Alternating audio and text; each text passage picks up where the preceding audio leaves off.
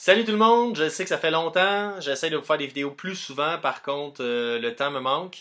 Je suis très occupé, je travaille, je retourne au travail à 40 heures semaine, plus 10 heures de transport, donc c'est 50 heures au bout de la semaine. Non, je ne suis pas mort et non, je n'ai pas arrêté les recherches sur l'énergie libre ou sur de nouvelles inventions, sur des innovations qui pourraient être utiles à tous en fait. Aujourd'hui, c'est une vidéo qui a beaucoup d'informations. Et je vais commencer tout de suite par la section financement. Okay? Financement et projets futurs. Donc, pour le financement, comme vous le savez, moi, ça fait 3 ans, presque 3 ans que je travaille sur l'oxydrogène, à faire des machines, à les transformer, à étudier, à apprendre. Ça fait quand même aussi 11 000 que j'ai mis sur ces machines-là et je vous transmets l'information gratuitement. Donc, qu'est-ce que j'ai fait? Oui, j'ai mis sur YouTube la monétisation. Donc, selon le nombre de visionnements que j'ai sur la vidéo, il y a une petite ristourne ou un petit peu d'argent qui revient.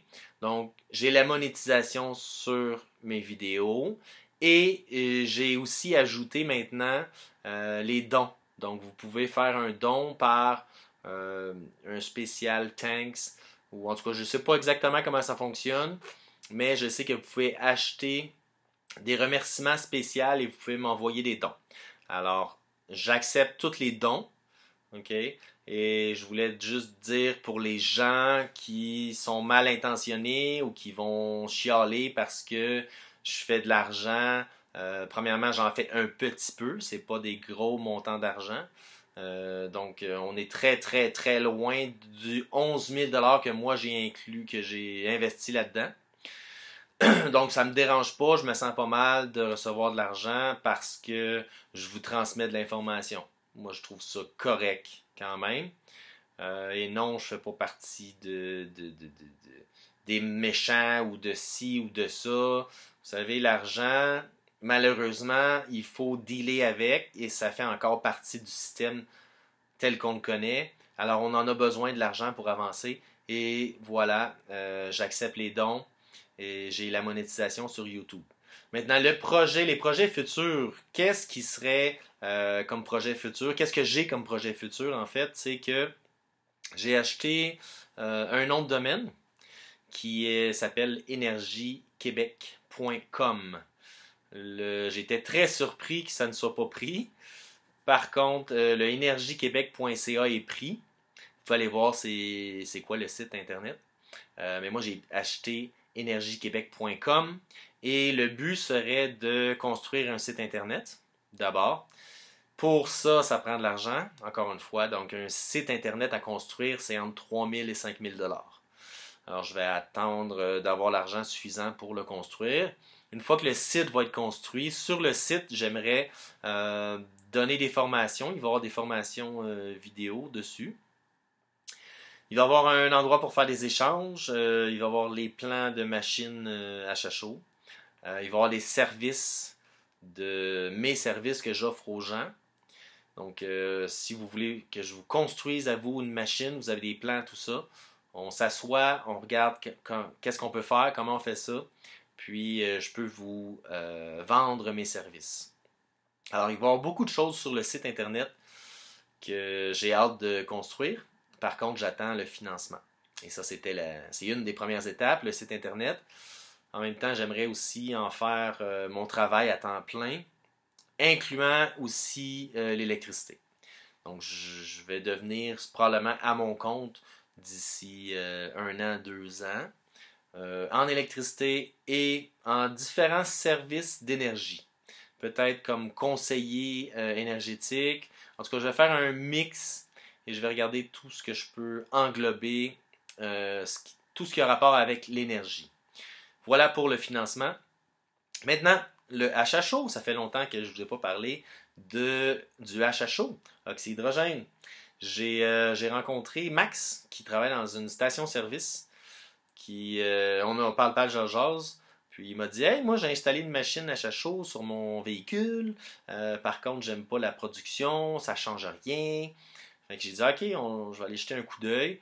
Puis effectivement, la machine que lui a achetée, c'était pas très performant. Alors j'ai dit, écoute, c'est un endroit où je vais souvent, donc j'ai dit, ok, garde, je vais t'aider à en faire une plus performante. Puis au printemps, bon, on l'installera. Même, c'est lui qui va l'installer. Et j'ai pas de peur, de crainte, parce que je sais que c'est un mécanicien en fait, et c'est lui qui a installé la première machine sur son véhicule. Alors il est sûrement capable d'en installer une deuxième. Et c'est ça. Donc je veux l'aider. En même temps, dans ce vidéo, à partir de maintenant, je vais vous aider pour construire votre propre machine si vous en voulez une. OK? Je vais vous donner tous les détails. Et voilà, je commence ici avec, je vais vous montrer celle-là. Ça, c'est la première machine, en fait, la deuxième ou troisième machine que j'ai construite. Par contre, c'est le meilleur contenant. OK? Encore, ceci est encore le Graal du hache à chaud. De ce que je connais, moi. OK? Alors, voilà. Cet appareil était à l'intérieur de mon camion. L'ancien camion, j'ai dû acheter un nouveau camion parce que l'ancien camion, la transmission a cassé et c'était trop cher le réparer. Donc, c'est ça. Voilà la première machine. Cette machine a fait 50 000 km à l'intérieur de mon camion et j'ai toujours économisé entre 35 et 50% d'essence. Ici, on voit les plaques parce qu'il y a des gens qui me disent oui, mais là, ça. Non, on regarde les plaques, là. Après 50 000 km, sont toujours aussi bonnes. Le contenant est toujours aussi bon. Ce contenant-là, c'est un contenant de filtre à eau pour ceux qui ont des puits. Okay? Donc, moi, j'avais vu ça dans ma cave et j'ai enlevé mon système de filtration pour me faire une machine à chaud. C'est encore la meilleure. Le format, c'est le meilleur format. Par contre, on ne retrouve plus de ces contenants-là. OK? Je vais vous montrer qu'est-ce que je vais suggérer à Max.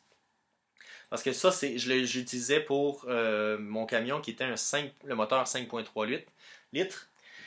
Maintenant, j'ai ça ici. Ça, c'est une version plus petite, okay, pour le hache à chaud. Et c'est cette version que je vais vous aider à construire si vous voulez la construire.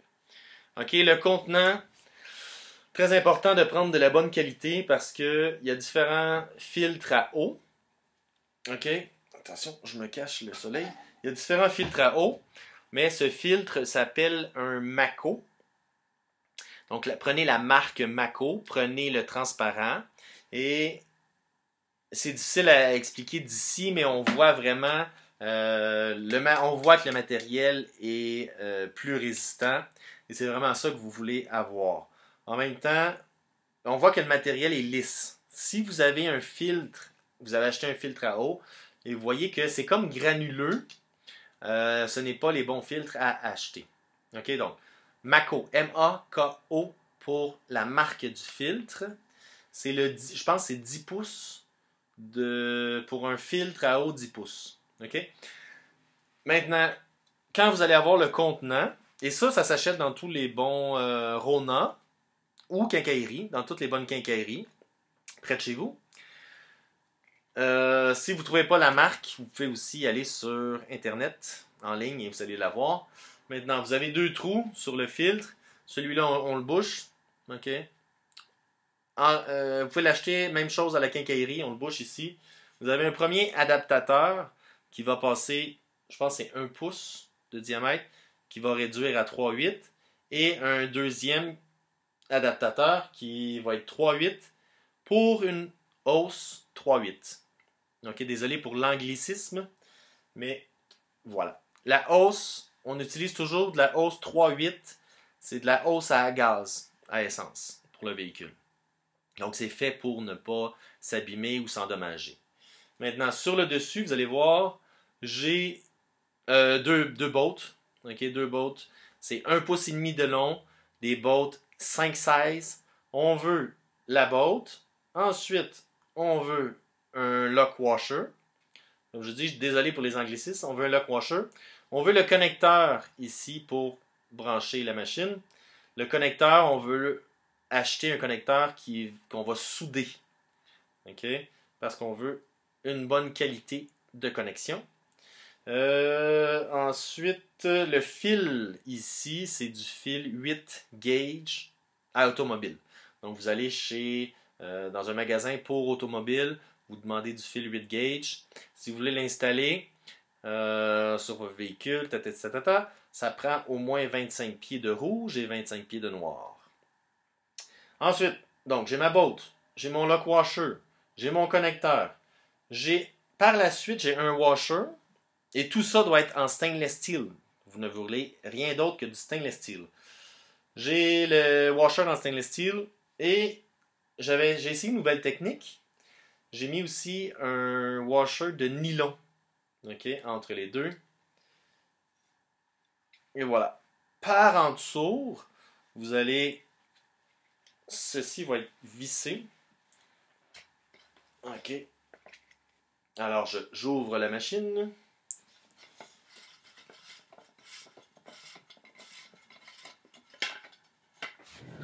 Faire attention parce que c'est de l'eau, le mélange c'est de l'eau distillée avec de l'hydroxyde de potassium, et on ne veut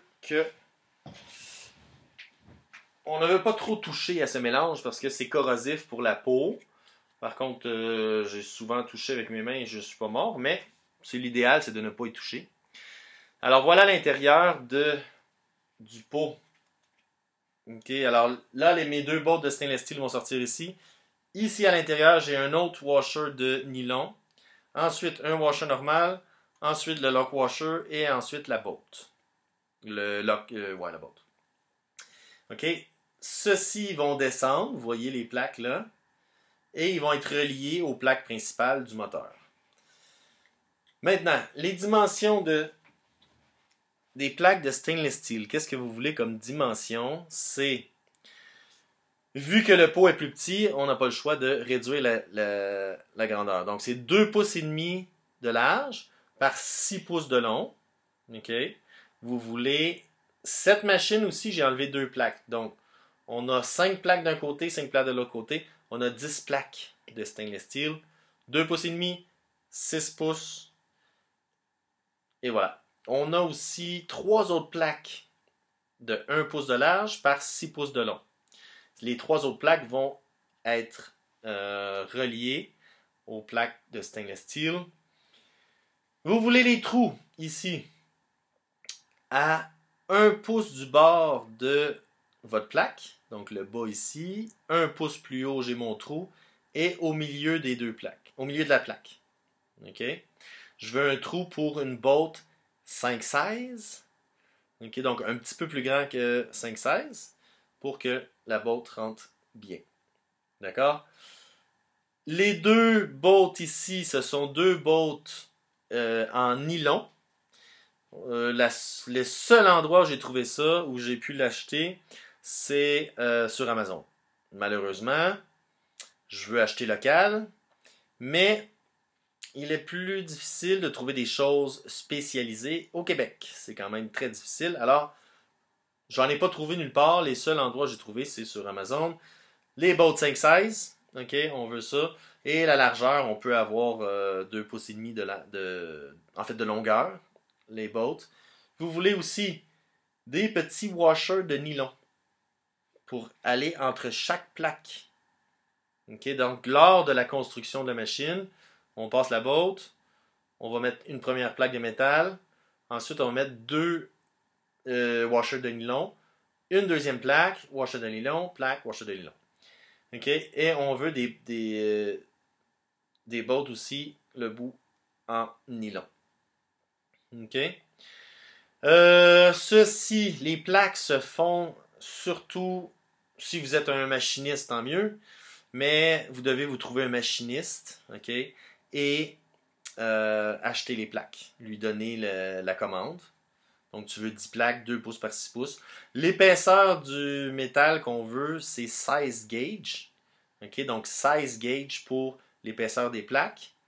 La qualité du stainless steel, on peut avoir du 316 ou du 304. OK? Le 316, apparemment, c'est le mieux. Par contre, moi, j'ai toujours utilisé du 304 et ça a toujours bien fonctionné. Même après 50 000 km, les plaques ne sont pas abîmées. Alors, 10 plaques, OK? Vous allez dans une machine shop. Pour juste ça ici, là, les plaques, ça devrait vous coûter autour de 250 $. Donc, ce n'est pas donné. Vous pouvez acheter une machine à chaud sur Internet qui va vous coûter 250 ou 350. Mais ce n'est pas du tout la même chose. Ce n'est pas la même qualité. Ce ne sera pas la même production. Et ça va durer beaucoup moins longtemps. Donc, ça donne pas grand-chose de l'acheter déjà tout fait. Malheureusement. Donc, c'est pour ça. Ça, c'est la première étape. Le pot, le filtre à eau, c'est un autre 100 $. OK?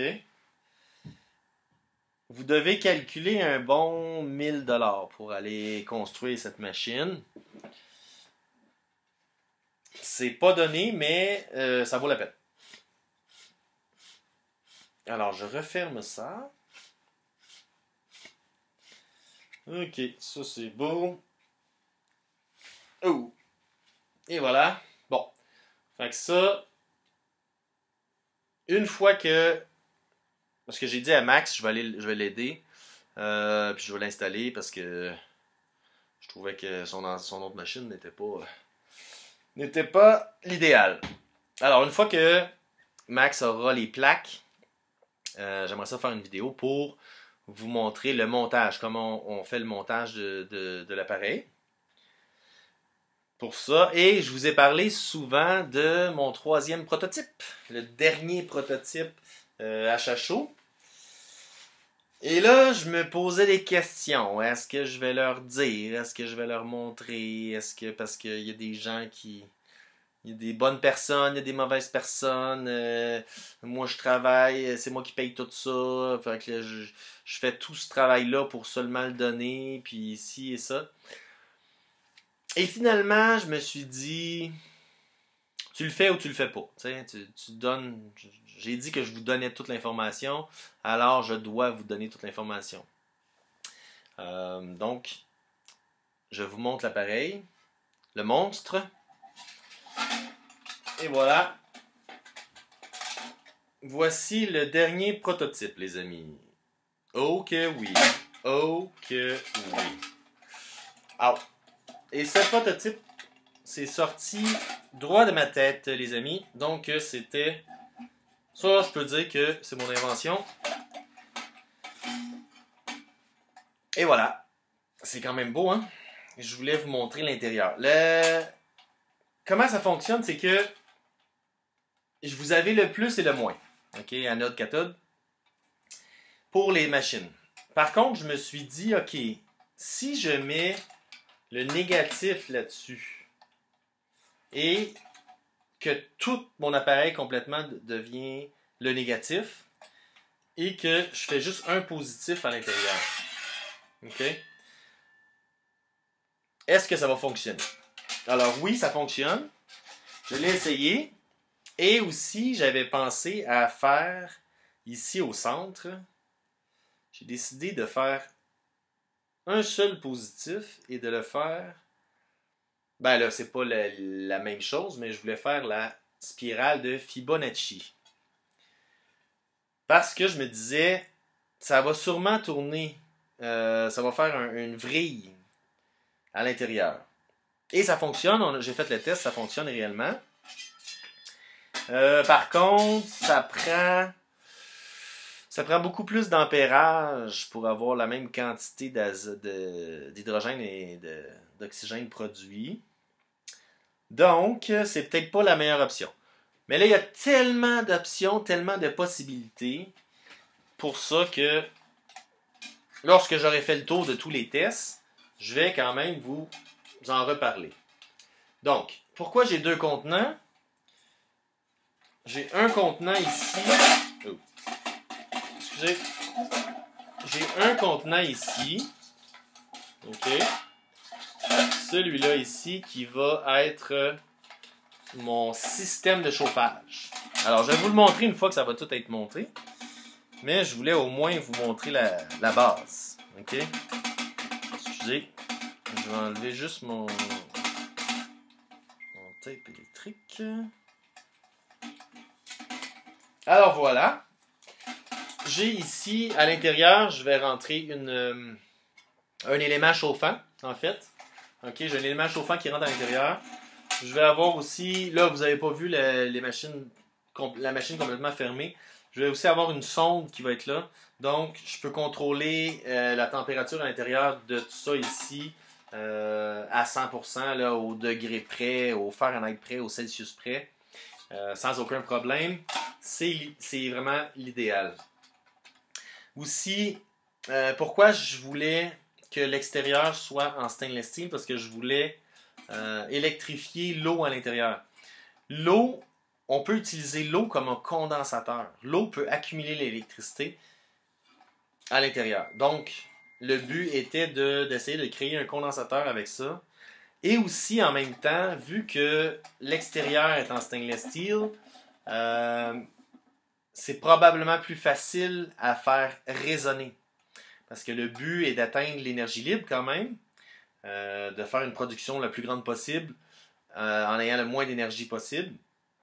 Et la résonance est une option pour l'énergie libre. Okay? Donc, c'est plus facile de faire résonner si on a l'extérieur en stainless steel. Donc, j'ai fait des tests aussi et on l'entend, la cellule, on l'entend quand elle fonctionne. Elle résonne. Maintenant, oui, Stéphane, je sais, parce que Stéphane m'a souvent dit, Phil, fais-toi un circuit résonnant. C'est comme ça que Stanley Meyer a réussi. Mais j'étais pas rendu là, j'étais pas encore rendu là. Alors oui, Stéphane, je vais maintenant étudier en profondeur les circuits électroniques qui vont pouvoir faire résonner la machine. Ensuite, donc ça, les tests sont pas terminés là-dessus, mais c'est sûr que ça me tente beaucoup de faire plusieurs tests et j'ai plusieurs idées avec ça. Il y a aussi le fait que c'est connecté ensemble. Supposons que, et là je peux pas vous garantir à 100%, mais je suis pas mal sûr que ce que je dis est vrai. Si je mets un positif ici, un négatif ici, ok, je vais avoir d'un côté de l'hydrogène et de l'autre côté de l'oxygène. Je vais faire le test. On va l'essayer. Là, vous allez me dire pourquoi tu veux faire ça. Ben, c'est toujours commode. Si je peux produire de l'hydrogène seul, parfaitement seul et propre, on peut ensuite le compresser et l'accumuler. Il ne faut jamais compresser ou accumuler de l'oxydrogène parce que ça va éclater un jour ou l'autre. Peu importe, c'est pas quand, c'est à quelle pression ça va éclater. Mais on peut compresser de l'oxygène seul, si l'oxygène est propre, il n'y a pas de contaminant à l'intérieur. On peut le compresser seul et on peut le garder.